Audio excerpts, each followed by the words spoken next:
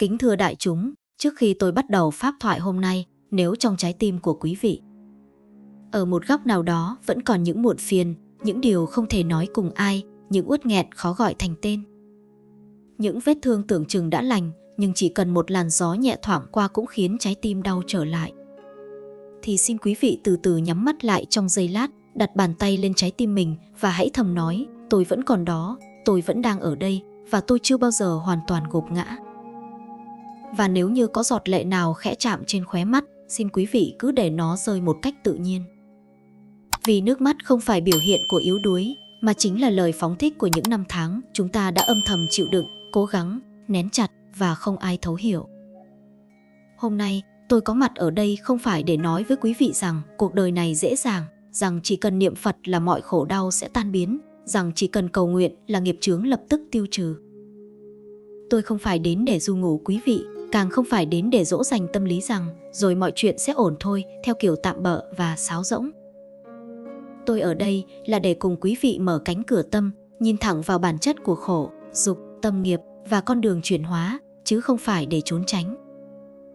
Và chủ đề hôm nay, tôi muốn đại chúng cùng đi sâu vào 4 chữ điểm tựa nội tâm, và rồi từ đó mới thấy được giá trị của câu danh hiệu Nam Mô Đại Nguyện Địa Tạng Phương Bồ Tát.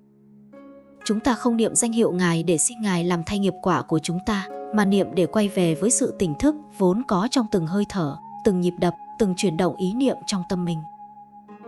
Kính thưa quý vị, có người trong đại chúng từng hỏi tôi rằng, thưa Thầy, trong cuộc đời đầy biến động và bão tố này, điều gì là quan trọng nhất mà một người cần sở hữu? Nhiều người nghĩ rằng đó là tiền tài, địa vị, quyền lực, sắc đẹp, sức khỏe. Thậm chí có người nghĩ đó là một người tri kỷ không bao giờ phản bội mình. Nhưng thưa đại chúng, tuyệt đối không phải như vậy. Những điều ấy tuy cần, nhưng không phải là nền tảng giải thoát. Điều quan trọng nhất để một con người không gục ngã trước sóng gió, không rơi xuống vực thẳm tuyệt vọng, chính là nội tâm có nơi để trở về, tâm có chỗ để nương tựa. Bởi vì khi một người không còn nơi nương tựa trong tâm, họ giống như thân cây, bật gốc giữa mưa bão, không còn cội rễ để giữ mình đứng vững. Ngoài đời có thể còn đường chạy, còn nhà để về, còn cơm để ăn, còn người để nói chuyện. Nhưng khi tâm rơi vào màn đêm vô định, thì dù có sống giữa nghìn người, họ vẫn cô độc đến tuyệt cùng. Có những người nhìn bên ngoài tưởng như hạnh phúc, đầy đủ, thành công, nhưng trong tâm họ là một sa mạc lạnh toát, khô cạn, không còn sự sống, không còn hy vọng, không còn ý nghĩa, và họ chỉ sống bằng hình bóng của chính mình. Chính trong những thời khắc đó, đại chúng sẽ hiểu vì sao các bậc cổ đức, chư vị tổ sư và chư Phật tử chân tu đời đời lại nhấn mạnh yếu tố niệm Phật, niệm Bồ Tát, đặc biệt là danh hiệu Đại Nguyện Địa Tạng Phương Bồ Tát, không phải để cầu Ngài làm phép màu, mà để dựng lại cội rễ của nội tâm. Niệm danh hiệu Ngài chính là để nhắc mình rằng ta không phải là kẻ cô đơn trên hành trình sinh tử. Ta không phải là bóng ma lang thang trong chính tâm mình. Ta không phải là gốc cây bật khỏi đất và phó mặc gió đời đưa đẩy. Và quan trọng nhất, ta vốn có Phật tính và ta có khả năng trở về nhà của tâm. Đại chúng có biết không, cái đau lớn nhất của con người không phải là bệnh tật, không phải là nghèo khó, không phải là mất mát, cũng không phải là sự phản bội của người khác, mà là ta đánh mất chính mình trong khổ nạn. Khổ đến và ta không còn đủ tỉnh táo để nhận ra cái đau nằm ở đâu, nỗi khổ đến từ điều gì, và mình cần đối diện nó bằng tâm nào. Thay vào đó, ta hoảng sợ, loạn động, phản ứng theo bản năng, tìm cách trốn chạy, vùng vẫy như người rơi xuống biển mà không biết bơi, càng vùng vẫy càng chìm sâu xuống lòng nước tối. Chính ở điểm đó, niệm danh hiệu Địa Tạng không phải là một hành động tâm linh đơn thuần, mà là một phương pháp an định tâm đầy trí tuệ. Niệm để trở về hơi thở. Niệm để ý thức và sự hiện diện của chính mình. Niệm để gạt bỏ vọng tưởng như ngọn gió thổi bay sương mù. Niệm để thiết lập lại hệ thống điều khiển nội tâm vốn đã tê liệt bởi cảm xúc và sân si. Nếu tâm chưa an thì mọi suy nghĩ đều sai lệch. Nếu tâm chưa sáng thì mọi hành động đều dẫn đến hệ quả đớn đau. Nếu tâm chưa vững thì lời khuyên của người khác chỉ như tiếng gió thoảng. Nếu tâm chưa trở về thì dù ngồi trong chùa, lòng vẫn đang lang thang giữa địa ngục. Bởi vậy, niệm Địa Tạng không phải là bấu víu mà là tỉnh thức. Giống như người đang lạc trong giữa đêm mịt mù, không cần ai bế mình ra khỏi khu rừng, chỉ cần một ánh sáng, một ngôi sao, một tia chỉ dẫn, thế là đủ để quay đầu trở về. Danh hiệu Địa Tạng chính là ngọn sáng đó, không phải con đường, cũng không phải đôi chân, mà là điểm định hướng, để ta không rơi vào tâm tối cùng cực. Và tôi xin nói điều này, mong đại chúng đặt vào tim. Người khổ không cần ai giải quyết dùm khổ đau, họ cần một điểm tựa để tự đứng dậy. Điểm tựa đó không phải ở thế gian, không phải ở người khác, không phải ở may rủi, mà nằm trong tâm an định, và danh hiệu Địa Tạng giúp khởi tâm an sinh trí tuệ, mở cánh cửa tánh biết. Và nếu đại chúng cảm thấy bài pháp này đang chạm vào trái tim mình, xin hãy đăng ký kênh Bước Chân Nhân Duyên, bởi nơi đó không phải chỉ để nghe, mà để trở về, nuôi dưỡng, chữa lành và chuyển hóa. Kính thưa đại chúng, giờ đây tôi muốn cùng quý vị đi sâu hơn vào sự vận hành của tâm khi khổ nạn xuất hiện. Bởi vì nếu chúng ta không hiểu được tâm đang làm gì, nghiệp đang chi phối thế nào và vọng tưởng đang dẫn dắt ra sao, thì dù có niệm danh hiệu hàng ngàn lần, vẫn chỉ là lời gọi phát ra từ miệng, không phải từ tạng tâm.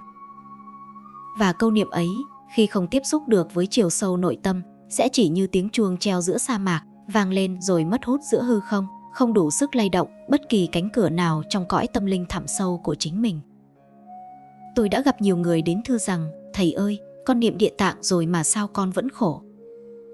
Con vẫn đau, vẫn thất bại, vẫn sợ hãi, vẫn tuyệt vọng, vẫn bị nghiệp đè nặng, vẫn mất hết hy vọng.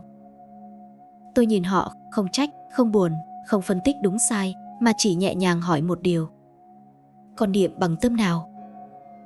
Bởi vì, thưa đại chúng, niệm không phải ở tiếng, niệm không nằm ở số lần, niệm không ở thời gian dài hay ngắn, mà nằm ở chủ thể đang niệm là ai, tâm thái khi niệm là gì, cái gốc muốn hướng đến là gì, và hành trì ấy dẫn mình trở về hay chạy trốn khỏi thực tại. Nếu niệm để cầu xin một điều gì đó mà không chịu quan sát nghiệp nhân, thì tâm sẽ rơi vào tham ái và huyễn vọng. Nếu niệm với tâm sợ hãi mà không biết quay vào hơi thở để an trú, thì niệm sẽ biến thành sự cầu cứu trong hoảng loạn, giống như người giữa biển kêu cứu nhưng không biết giữ thân nổi. Nếu niệm mà không thắp lên được ánh sáng tỉnh thức, thì càng niệm càng thấy bất an, vì tâm mình vẫn đang chạy theo vọng tưởng mà không tìm được bờ. Vậy, thưa đại chúng, niệm như thế nào để trở thành điểm tựa nội tâm? Niệm bằng sự nhận biết, niệm bằng hơi thở có mặt, niệm bằng tâm hướng nội chứ không phải hướng ngoại, niệm bằng sự chấp nhận chứ không phải chống lại thực tại, niệm như người trở về nhà, không phải như người chạy trốn bão tố. Hãy tưởng tượng rằng mỗi câu Nam Mô Đại Nguyện Địa Tạng Vương Bồ Tát là một nhịp thở trở về nơi bến bờ an trú, nơi mà tâm không còn bị gió đời cuốn đi nữa. Khi ấy, dù bên ngoài bão tố vẫn còn, nhưng bên trong đã lặng, và sự lặng đó chính là nội lực. Thưa đại chúng, có một chân lý của tâm mà ít ai chịu chấp nhận. Khổ đau không giết chết chúng ta, chỉ có tâm loạn mới khiến chúng ta gục ngã. Một biến cố không đủ làm ta tuyệt vọng, chỉ có những suy tưởng về biến cố đó, kéo dài không ngừng nghỉ, mới khiến tâm rơi xuống vực sâu. Vậy nên, Địa Tạng không ban phép màu để xóa khổ, mà giúp ta an tâm để không bị khổ nhận chìm.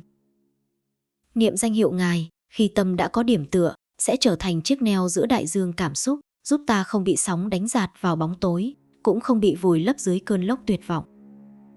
Tôi nói điều này không phải dựa trên kinh văn mà thôi, mà dựa trên những người tôi đã gặp, những đôi mắt đầy nước, những trái tim bị tổn thương, những con người đứng giữa ranh giới sinh, tử, hy vọng, tuyệt vọng, và tôi nhận ra rằng một người chỉ cần có một câu chánh niệm đúng, họ có thể vượt qua những điều tưởng chừng không thể vượt.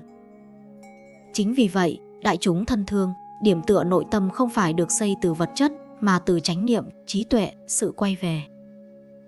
Và câu danh hiệu Địa Tạng chính là nhịp gõ của chánh niệm, đánh thức căn lành vốn ngủ sâu trong tạng thức từ vô lượng kiếp. Giống như người khơi lửa trong buổi đêm lạnh giá, chúng ta không cần ngọn lửa thật lớn, chỉ cần tàn than còn hơi ấm, thế là đủ để khơi dậy cả bếp lửa. Tâm ta cũng thế, dù rơi vào khổ đau sâu đến đâu, chỉ cần một chút ánh sáng của niệm Địa Tạng cũng đủ để khơi dậy nội lực, đưa ta từ đêm dài bước vào bình minh của trí tuệ. Và nếu đến đây, quý vị cảm thấy lòng mình bắt đầu mở ra, tâm mình bắt đầu trùng xuống, giọt lệ mình bắt đầu mềm lại, xin quý vị hãy nhớ rằng hành trình chuyển hóa không đứng lại ở nghe pháp, mà phải kết nối, nuôi dưỡng, đào sâu, cùng nhau tiếp tục. Vì vậy, quý vị hãy đăng ký kênh Bước Chân Nhân Duyên để mỗi ngày tâm được nhắc nhở, được nuôi dưỡng, được nghe Pháp, được quay về và không bao giờ còn phải bước đi một mình trong đêm tối nữa. Kính thưa đại chúng ta hãy cùng nhau tiếp tục đi sâu hơn vào chiều sâu nội tâm, nơi tất cả những điều gọi là khổ nạn thực ra được sinh ra, tồn tại và bị nuôi dưỡng như thế nào, để từ đó hiểu vì sao niệm danh hiệu Nam Mô Đại Nguyện Địa Tạng Vương Bồ Tát lại có thể trở thành điểm tựa an định, chứ không chỉ là một nghi thức tâm linh như nhiều người lầm tưởng. Thưa đại chúng, hầu hết chúng ta khi rơi vào khổ nạn đều phản ứng gần như giống nhau, tâm bấn loạn, cảm giác mất kiểm soát, đầu óc xoay cuồng, cảm xúc vỡ òa hoặc đóng băng và niềm tin lung lay một cách đáng sợ. Có người tìm cách gào khóc, có người chọn cách im lặng, có người nói chuyện thật nhiều để giải tỏa. Có người tách mình khỏi tất cả để trốn tránh, nhưng dù biểu lộ bằng hình thức nào, cái đang diễn ra bên trong thật ra chỉ có một, tâm không còn chỗ để đứng. Và khi tâm không đứng được, nó sẽ trôi theo dòng cảm xúc, như thân người rơi xuống dòng thác xiết không có điểm bám. Khi trôi lâu hơn, tâm sẽ bắt đầu bám víu vào bất kỳ thứ gì nhìn thấy, cho dù đó là một cành cây mục, một khúc gỗ sắp chìm, hay thậm chí là một mảng ảo giác, chỉ cần có thứ gì đó để bám. Tâm lập tức bám lấy, mà không hề biết rằng đôi khi chính thứ ta bám vào lại là nguyên nhân kéo ta chìm sâu hơn. Vì thế mà có người rơi vào khổ nạn rồi tìm đến hận thù, có người tìm đến rượu, có người tìm đến sự trả đũa, có người tìm đến cái chết, có người tìm đến tà pháp, có người tìm đến sự mê tín, và có người đánh mất bản tính thiện lương vốn dĩ mình từng có. Đó là vì họ không có điểm tựa nội tâm, nên bản năng dẫn họ đi trong vô minh, thay vì trí tuệ dẫn họ về. Chính trong giây phút đó, nếu một người biết nhớ đến danh hiệu Địa Tạng, họ sẽ lập tức thiết lập một điểm trụ cho tâm. Một người đang bị cuốn trôi, chỉ cần vớ được một sợi dây chắc chắn, không cần phải biết ngay lúc đó dây sẽ kéo họ vào bờ nào, chỉ cần không chìm, đã là bước khởi đầu của sự sống còn. Danh hiệu Địa Tạng chính là sợi dây đó. Nhưng, thưa đại chúng, vì sao lại là Địa Tạng mà không phải danh hiệu khác? Không phải vì danh hiệu Ngài có năng lực kỳ bí hơn hay quyền năng cao hơn, mà vì Ngài là biểu tượng của đại nguyện ở lại nơi địa ngục tâm thức để cứu độ. Nghĩa là Ngài có mặt ở mọi hoàn cảnh mà con người rơi xuống, kể cả tận cùng của đau khổ. Trong khi nhiều vị Bồ Tát tượng trưng cho hạnh lành, ánh sáng, trí tuệ, từ bi, thì Địa Tạng lại có một hạnh nguyện khác biệt và sâu thẳm. Dù chúng sinh rơi vào bóng tối nào, Ngài cũng không rời bỏ. Bởi vậy, khi một người rơi vào địa ngục của cuộc đời, họ cần một ngọn đèn có thể chiếu sáng cả địa ngục, chứ không phải ngọn đèn chỉ chiếu sáng khi tâm họ đang an bình. Và trong tất cả danh hiệu, chỉ Địa Tạng có đại nguyện ấy. Đại chúng thân thương, có khi nào quý vị tự hỏi, tại sao khi khổ nạn, con người lại thường nghĩ đến điều tiêu cực nhất? Vì khi khổ, tâm không còn thấy tương lai, mà chỉ thấy ngục tối. Khi tâm thấy ngục tối, nó sẽ mất khả năng tư duy, mất khả năng đánh giá đúng sai, mất khả năng lựa chọn sáng suốt, và nhất là mất niềm tin vào sự tồn tại của ánh sáng. Vậy nên, niệm Địa Tạng chính là làm sống lại ánh sáng. Ánh sáng đó không nhất thiết phải tỏa rực rỡ, chỉ cần là một tia sáng, cũng đủ để tâm biết rằng bóng tối không phải là vĩnh viễn. Đại chúng nghe thật kỹ điều này. Tâm không sợ bóng tối, tâm chỉ sợ bóng tối không bao giờ kết thúc. Và khi tâm tin rằng bóng tối sẽ kết thúc, tâm sẽ tự sinh ra sức mạnh, không cần ai truyền, không cần ai ban, không cần ai cứu. Khi một người niệm Địa Tạng bằng sự tỉnh thức, câu niệm ấy trở thành liều thuốc an thần cho dòng cảm xúc, liều thuốc tỉnh tâm cho dòng suy nghĩ, và liều thuốc tái lập niềm tin vào sự tồn tại của ánh sáng. Thưa đại chúng, hãy nhớ cho thật sâu. Niệm Địa Tạng không phải là hành động chạy trốn khỏi khổ đau, mà là hành động giữ cái tâm không để mất mình trong khổ đau. Vì vậy, hành trì danh hiệu Địa Tạng chính là khởi tạo nơi trú ẩn nội tâm, chứ không phải tìm kiếm phép màu bên ngoài. Và nếu pháp thoại đến lúc này đang mở ra trong quý vị một nhận thức mới, một dòng cảm xúc mới, một niềm tin mới, hoặc một khát vọng hồi sinh nội tâm, tôi xin mời quý vị hãy đăng ký kênh Bước Chân Nhân Duyên, để chúng ta không chỉ dừng lại ở việc nghe, mà còn đồng hành sâu hơn trong con đường tỉnh thức và chuyển hóa.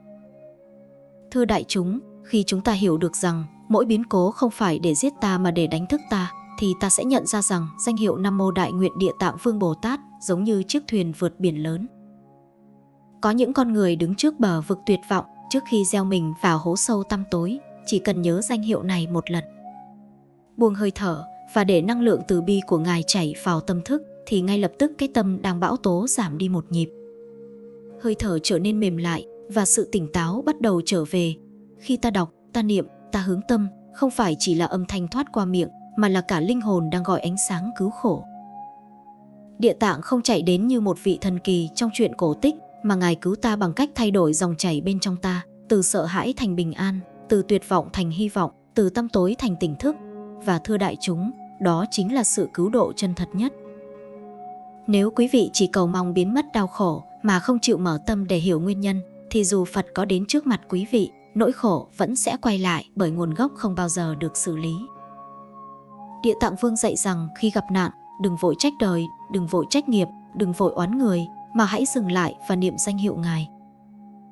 Niệm không phải để trốn tránh, mà để kích hoạt ánh sáng trong tự tâm, để mở nguồn năng lượng khiến ta đủ sức đối diện, vượt qua và thoát khỏi, chứ không phải tạm gác và tiếp tục tái lập. Đó là lý do những ai có duyên với Địa Tạng, khi niệm danh hiệu, thân thể họ nhẹ lại, ý niệm tiêu cực giảm dần, và họ có khả năng nhìn sâu vào bản chất vấn đề thay vì để tâm thức bị cơn bão cảm xúc kéo đi. Thưa đại chúng, tôi từng gặp một người phụ nữ trẻ, mất tất cả chỉ trong một đêm, chồng bỏ đi theo người khác, con bệnh nặng, tài sản đội nón ra đi. Cô ôm nỗi đau và nghĩ rằng cuộc đời đã đóng hết cửa. Nhưng trong một buổi tối tuyệt vọng nhất, cô nghe được câu Nam Mô Đại Nguyện Địa Tạng Vương Bồ Tát từ một video trên mạng. Cô niệm trong nước mắt, không biết đúng sai, không biết lý giải, chỉ biết rằng đó là hơi thở cuối cùng của hy vọng. 3 tháng sau, cô bình an trở lại, con bệnh chuyển biến tốt và cô bắt đầu có công việc ổn định. Khi tôi hỏi điều gì đã thay đổi cuộc đời con, cô không nói về phép màu, cô chỉ nói trước đây con gào khóc trước đau khổ, giờ con thở và nhờ Ngài dẫn tâm con đi đúng hướng. Đó là sự nhiệm màu của tín tâm. Đại chúng ơi, đó không phải là chuyện kể để du ngủ tâm lý, mà là bài học rằng khi tâm ta không còn bị bóng tối khống chế, thì cuộc đời tự nhiên mở ra con đường mới. Địa Tạng không làm thay, không cầm tay ta bước đi, mà giúp ta có trí tuệ để bước đúng. Thực chất, Ngài trao chìa khóa chứ không mở cửa hộ chúng ta. Khi ta niệm, ta tự trao cho mình khả năng mở cửa bằng chính sự tỉnh thức nội tâm. Và ngay lúc này, tôi muốn nói với quý vị rằng, nếu quý vị cảm thấy đôi khi cuộc đời mình đã đến tận cùng, nếu quý vị thấy những nỗi đau mà không ai hiểu, nếu quý vị từng khóc một mình trong đêm mà không biết phải làm sao, thì xin hãy để tôi trao cho quý vị một hơi thở hy vọng. Hãy thử một lần, không cần lý luận, không cần phân tích, không cần quá nhiều triết lý, chỉ cần nhắm mắt và đặt tay lên trái tim, thở vào, thở ra và niệm Nam Mô Đại Nguyện Địa Tạng Vương Bồ Tát. Rồi quan sát tâm mình. Nếu quý vị thực tập bằng toàn bộ sự chân thật, quý vị sẽ cảm nhận sự thay đổi. Và nếu đại chúng muốn tiếp tục cùng tôi đồng hành trên hành trình xúc chạm tâm linh, làm sáng lại niềm tin, thổi vào tâm hồn ngọn lửa an vui kiên cố, xin hãy hoan hỉ đăng ký kênh Bước Chân Nhân Duyên ngay bây giờ để không bỏ lỡ bất kỳ bài pháp nào có thể thay đổi vận mệnh của chính mình. Đại chúng thân mến, đôi khi chúng ta cứ nghĩ rằng nỗi khổ là một hình phạt, là một sự trừng phạt của nghiệp quả, nhưng thật ra nỗi khổ là tiếng chuông cảnh tỉnh. Không ai tỉnh thức trong sự nuông chiều, không ai giác ngộ trong những ngày chỉ toàn yên bình, và cũng không ai tìm tới cửa Phật khi mọi thứ đều thuận lợi. Khổ đau chính là tấm vé đưa chúng ta về lại con đường đạo, và danh hiệu Địa Tạng Vương Bồ Tát chính là ánh sáng của con đường đó. Mỗi lần ta niệm danh hiệu Ngài, chính là ta đang khẳng định rằng con muốn quay về, con muốn tỉnh, con muốn thoát khỏi mê lầm. Tâm niệm đó mạnh hơn bất cứ nghi lễ hoa mỹ nào trên đời, bởi vì đó là tiếng nói thật của linh hồn. Có những lúc đại chúng sẽ rất muốn buông xuôi, nhưng hãy nhớ rằng chỉ cần quý vị chưa rời bỏ tâm niệm hướng về Địa Tạng, thì quý vị vẫn còn cơ hội chuyển hóa. Ngài từng phát đại nguyện rằng địa ngục vị không, thệ bất thành Phật. Nguyện lực ấy không phải là điều để chúng ta tán thán bằng miệng, mà là để hiểu rằng nếu Ngài không bỏ ai trong địa ngục, thì làm sao bỏ quý vị đang còn sống, đang còn có thể chuyển hóa, đang còn có thể nhận ra ánh sáng. Như vậy, vấn đề không phải là Ngài có cứu hay không, mà là ta có chịu để Ngài cứu hay không. Mỗi lần khổ đau mà ta chạy về rượu, thuốc, thú vui xác thịt, mạng xã hội, tiêu cực, trốn chạy hay phá hủy bản thân, đó là lúc ta tự khóa cửa lòng và không cho ánh sáng đi vào. Nhưng nếu ta quay về danh hiệu Ngài, ngay cả khi tim ta đang rỉ máu, đó là lúc ta bật công tắc cứu độ. Đại chúng có biết vì sao càng niệm thì càng nhẹ?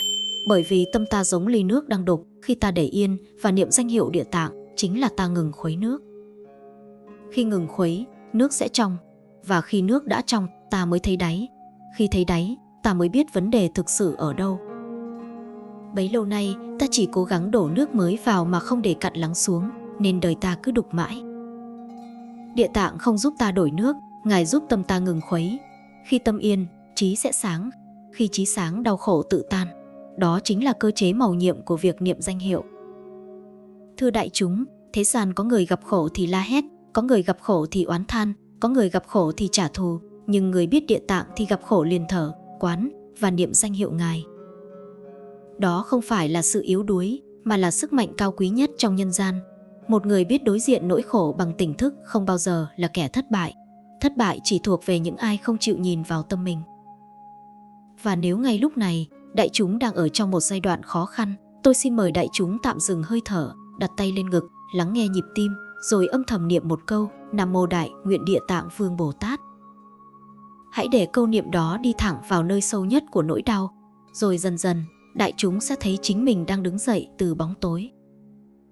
Và nếu quý vị muốn tiếp tục bước đi cùng tôi trên hành trình khai mở trí tuệ và tu tập một cách chân thật, xin hoan hỉ đăng ký kênh Bước Chân Nhân Duyên để chúng ta không chỉ nghe Pháp mà còn thực hành chuyển hóa trong từng hơi thở. Và đại chúng thân mến, khi chúng ta đã thấy được rằng nỗi khổ không phải là bức tường chặn lại cuộc đời, mà là cánh cửa mở ra một tầng nhận thức mới, thì việc niệm danh hiệu Nam Mô Đại Nguyện Địa Tạng Vương Bồ Tát không còn là một hành động mang tính cầu xin hay phụ thuộc, mà là một cách để chúng ta đứng thẳng dậy bằng ánh sáng trí tuệ. Có người hỏi tôi rằng, thưa Thầy, con niệm danh hiệu Ngài nhưng vẫn thấy khổ, như vậy có phải Ngài không nghe lời con không? Tôi mỉm cười và nói rằng không phải Ngài không nghe, mà là Ngài đang giúp con chịu đựng, chuyển hóa và nhìn ra nguyên nhân. Cứu độ không phải là tước bỏ bài học, mà là giúp ta đủ sức tiếp tục hành trình trưởng thành trong tâm thức. Một đứa trẻ không thể lớn lên nếu không từng ngã, và một tâm hồn không thể mạnh mẽ nếu chưa từng gánh chịu những nỗi đau. Đại chúng ơi, sự linh ứng không phải lúc nào cũng biểu hiện qua việc hết bệnh ngay lập tức, có tiền ngay lập tức, hết nạn ngay lập tức. Đôi khi sự linh ứng là ta đang khóc nhưng không còn muốn chết, đang đau nhưng không còn oán, đang mất mát nhưng vẫn còn lòng hướng thiện, đang tuyệt vọng nhưng vẫn níu lấy chữ thiện duyên. Chỉ cần trong lòng vẫn còn một chút ánh sáng thì đó đã là phép màu rồi. Bởi vì điều đáng sợ nhất trên đời không phải là khổ, mà là mất niềm tin. Còn niềm tin, còn Địa Tạng, còn danh hiệu Ngài, còn con đường đi tiếp. Và rồi, đã đến lúc chúng ta hiểu rằng danh hiệu Địa Tạng giống như dòng suối tâm linh chảy âm thầm nhưng bền bỉ. Dòng suối đó không chảy ầm ầm như thác lũ, nhưng cứ chảy mãi thì đá cứng cũng phải mòn, tâm sầu cũng phải hóa, nghiệp nặng cũng phải nhẹ. Mỗi ngày niệm một chút, mỗi ngày gởi tâm một chút, mỗi ngày trở về một chút, đến một lúc nhìn lại, đại chúng sẽ bất ngờ nhận ra mình không còn là kẻ đau khổ như trước nữa. Đó không phải là biến hóa thần thông, mà là tiến trình nuôi dưỡng nội tâm bằng ánh sáng hạnh nguyện Địa Tạng. Cho nên xin đại chúng hãy nhớ, khi gặp khổ nạn, đừng lập tức chạy tìm lời khuyên từ hàng trăm người, đừng vội vã tìm giải pháp bên ngoài, mà trước tiên hãy trở về với chính mình. Hãy để danh hiệu Địa Tạng sắp xếp lại hơi thở, ổn định nhịp tim, điều hòa xúc cảm, rồi lúc đó trí tuệ mới có thể hoạt động. Một tâm thức đang hoảng loạn thì làm sao tìm ra lối thoát? Muốn hết khổ thì phải an trước, muốn an thì phải tỉnh trước, muốn tỉnh thì phải hướng tâm đúng đối tượng. Mà đối tượng đó chính là Địa Tạng Vương, nơi chứa đựng đại bi, đại nguyện, đại lực cứu khổ trong tam giới. Và nếu đại chúng đang cảm thấy câu chuyện này đang chạm vào nơi sâu nhất của lòng mình, xin đừng chỉ nghe rồi bỏ qua, vì bài pháp không phải để giải trí, mà là để thực hành. Và để tiếp tục đồng hành cùng con đường chuyển hóa tâm linh mỗi ngày, xin hoan hỉ đăng ký kênh Bước Chân Nhân Duyên, nơi chúng ta không chỉ nghe, mà còn cùng nhau tu sửa và thực chứng. Đại chúng kính mến, khi tâm ta đã bắt đầu cảm nhận được năng lượng mềm mại, ấm áp và vững chãi từ danh hiệu Nam Mô Đại Nguyện Địa Tạng Vương Bồ Tát, ta sẽ dần hiểu rằng đây không phải là một câu thần chú dùng để xua tan vận hạn theo kiểu mê tín, mà là một phương tiện đưa ta trở về với nền tảng tâm linh vốn sẵn đủ.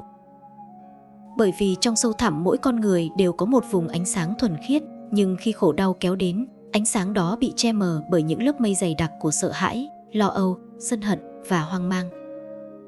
Khi ta niệm danh hiệu Địa Tạng, chẳng khác nào ta bắt đầu thổi gió để từng lớp mây đó tan dần, để mặt trời nội tâm hiện lộ. Chính sự hiển lộ đó mới là cốt lõi cứu rỗi, còn tất cả những gì đến sau đó chỉ là hệ quả tự nhiên của tâm sáng. Đại chúng hãy hình dung, nếu ta đang ở giữa biển động, sóng to, gió lớn, con thuyền tâm thức bị đánh dạt, ta càng hoảng loạn thì sóng càng muốn nhấn chìm ta. Nhưng nếu ta bình tĩnh, thả neo trí tuệ, hướng mũi thuyền về ngọn hải đăng của niềm tin, thì biển dù động đến đâu, ta vẫn có điểm tựa để không bị nhận chìm. Địa Tạng Vương chính là ngọn hải đăng ấy trong cõi tâm linh, và danh hiệu của Ngài chính là ngọn lửa giữ ta không lạc vào màn đêm vô tận.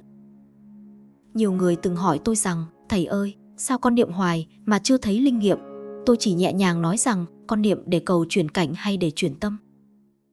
Bởi nếu ta niệm để ép cuộc đời phải thay đổi theo ý mình, thì đó chưa phải là đạo, đó vẫn là tham chấp.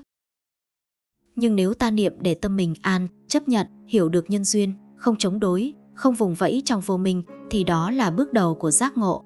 Khi tâm đã chuyển thì cảnh phải chuyển, chứ cảnh không bao giờ thay đổi khi tâm vẫn cũ. Chúng ta từ lâu quen với việc tìm sự giúp đỡ từ bên ngoài mà quên mất rằng chìa khóa của tự do nằm trong nội tâm. Địa Tạng Vương không ban tặng điều kỳ diệu bằng phép màu, Ngài ban tặng điều kỳ diệu bằng trí tuệ và lòng từ mà Ngài đánh thức trong chính ta. Một người biết cách niệm danh hiệu Ngài đúng pháp, đúng tâm, đúng hướng sẽ nhìn đời bằng đôi mắt mới. Không còn nạn nào là vô nghĩa, không còn người nào là kẻ thù, không còn biến cố nào là tai họa tuyệt đối, mà tất cả đều là bài học đưa mình đến gần thành tựu hơn.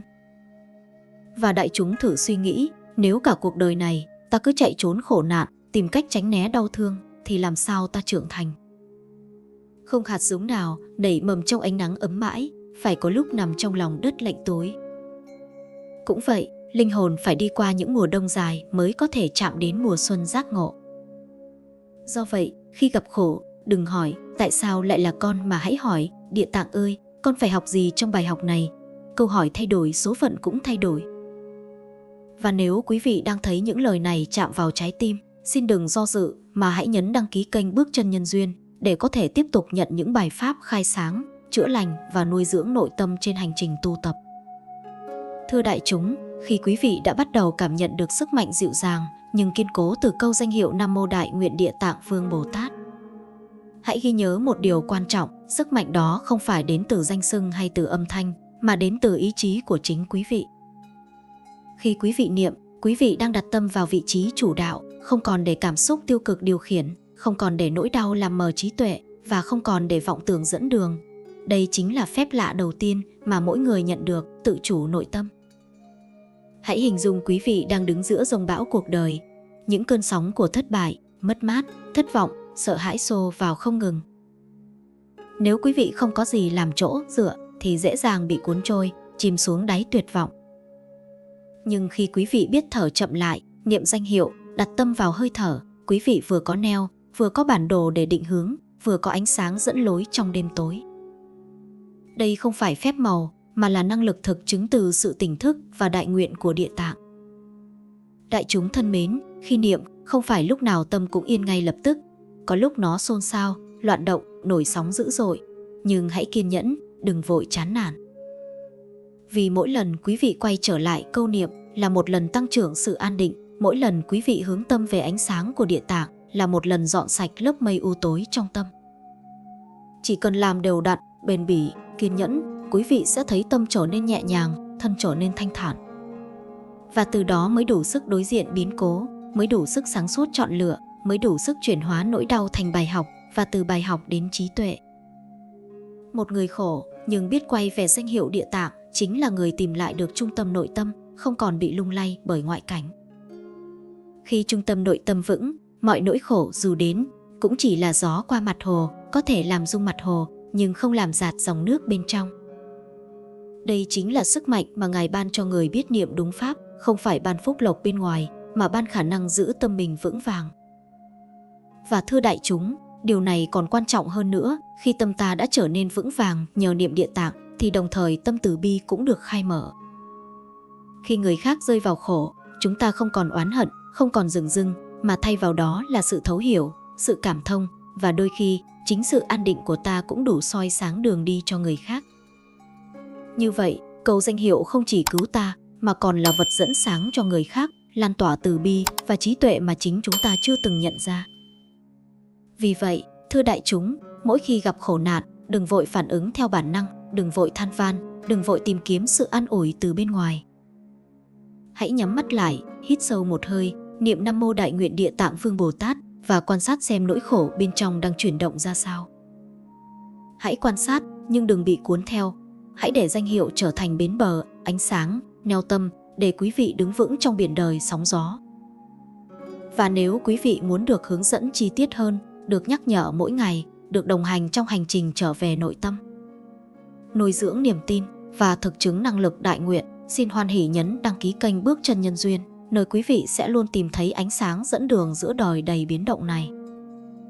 Và thưa đại chúng, khi quý vị đã bắt đầu trải nghiệm sức mạnh an định từ danh hiệu Nam Mô Đại Nguyện Địa Tạng Vương Bồ Tát, hãy để tôi nhấn mạnh một điều rất quan trọng, niệm danh hiệu không chỉ giúp ta an định trong khoảnh khắc mà còn khai mở khả năng chuyển hóa khổ đau thành trí tuệ và lòng từ bi.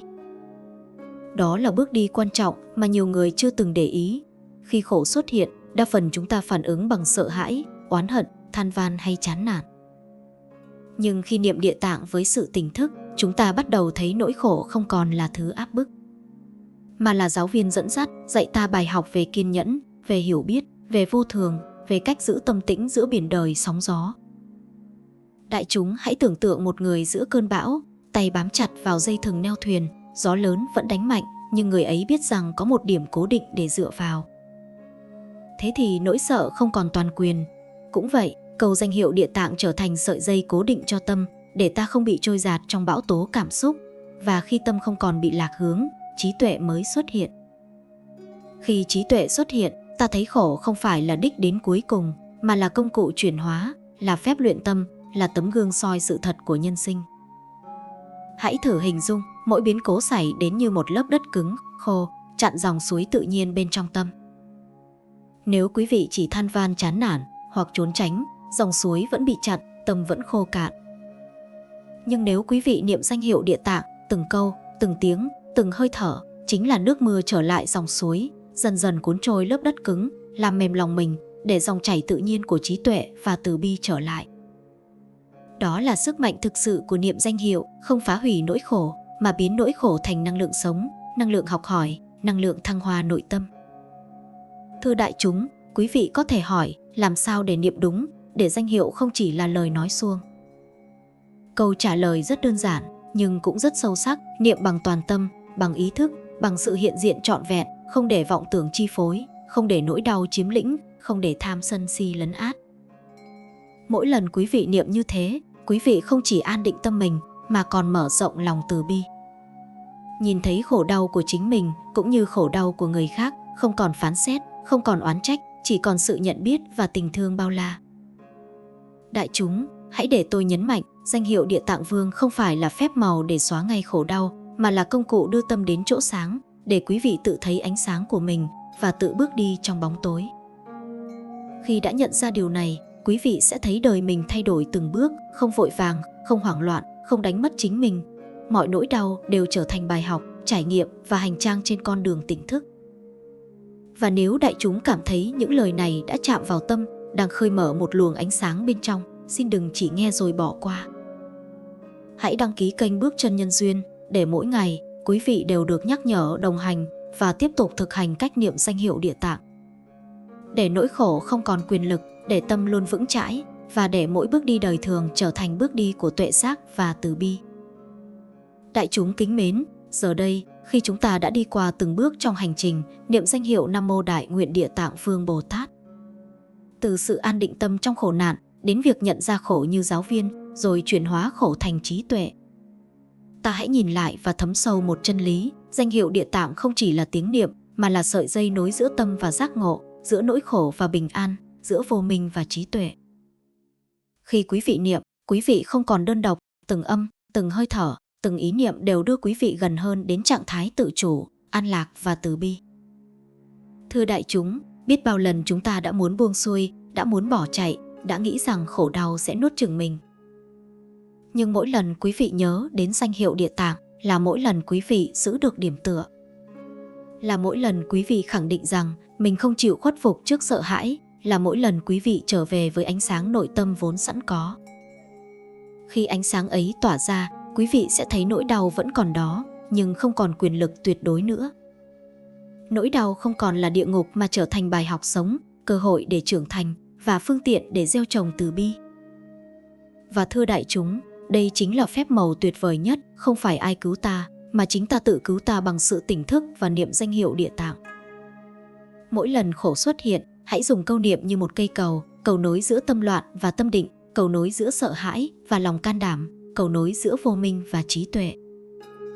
Khi quý vị đi trên cây cầu này đều đặn, không một cơn bão nào có thể làm quý vị ngã, ngay cả khi thế giới xung quanh rung chuyển, tâm quý vị vẫn vững vàng, ánh sáng vẫn rực rỡ. Đại chúng hãy nghe kỹ, niệm danh hiệu là hành động, là sự hiện hữu của trí tuệ, là sự thấu hiểu sâu sắc rằng khổ đau không phải là kẻ thù, mà là bạn đồng hành để tâm ta trưởng thành. Khi quý vị niệm như vậy, từng câu niệm không còn đơn thuần là âm thanh, mà là lực sống, là dòng năng lượng diệu kỳ, là ánh sáng dẫn đường giữa đêm tối. Và khi quý vị nhận ra sức mạnh ấy, quý vị sẽ thấy rằng khổ nạn không còn là kết thúc, mà là khởi đầu của sự tự do tâm linh. Vì vậy, đại chúng thân mến, nếu quý vị đã cảm nhận được phần nào ánh sáng ấy, nếu quý vị thấy lòng mình bắt đầu mềm lại, nếu quý vị thấy tâm mình có thể đứng vững giữa bão tố, thì đừng bỏ lỡ cơ hội để tiếp tục nuôi dưỡng ánh sáng đó mỗi ngày. Hãy nhấn đăng ký kênh Bước Chân Nhân Duyên để mỗi bài pháp, mỗi hơi thở, mỗi câu danh hiệu đều trở thành sức mạnh dẫn dắt quý vị. Để quý vị không bao giờ phải đi một mình giữa đời, để ánh sáng nội tâm luôn chiếu rọi. Để nỗi đau trở thành bài học, để tâm trở nên bất khả xâm phạm, và để quý vị bước đi giữa cuộc đời với sự an lạc, trí tuệ và từ bi trọn vẹn. Đại chúng hãy nhớ rằng, bất kỳ khổ nạn nào cũng không thể đánh bại người biết quay về với chính mình, biết niệm danh hiệu Địa Tạng và biết giữ tâm như ánh sáng bất diệt giữa bóng tối. Chính quý vị, ngay lúc này, có thể lựa chọn bước đi trên con đường ấy. Và nếu đã sẵn sàng, hãy nhấn đăng ký ngay bây giờ, để không bao giờ lạc mất ánh sáng dẫn đường, để mỗi bước chân trở thành bước chân của nhân duyên, trí tuệ và bình an.